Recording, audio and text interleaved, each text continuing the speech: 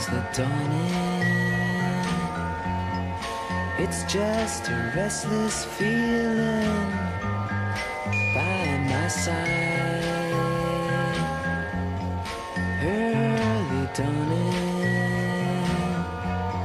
Sunday morning. It's just the wasted years so close behind. Watch out, the world's behind you.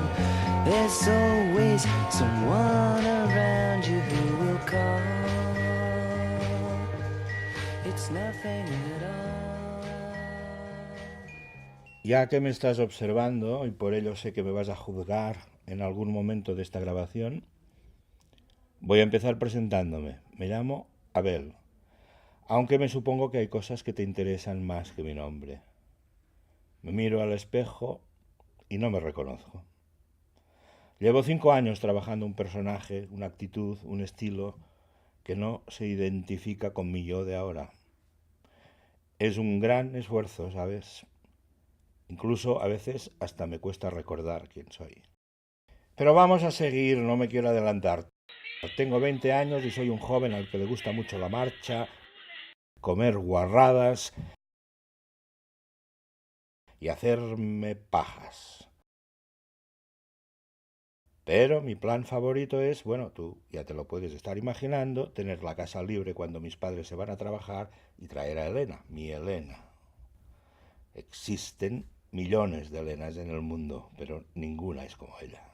Ella es la mujer más hermosa, es como una mariposa que vuela libre bombeando sus alas y todo el mundo dedica unos segundos a observarla. Elena es así. Por eso Elena me cautivó. Pero Elena ha cambiado.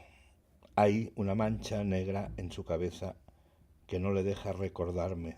Solo se acuerda de nuestros primeros encuentros a escondidas, nuestras primeras noches y su bomber favorita, la de color rojo. Y sí, es la que me estás viendo puesta ahora mismo. Es para lo único que tiene memoria desde hace 5 años, cuando los médicos le detectaron esa mancha negra en su cabeza.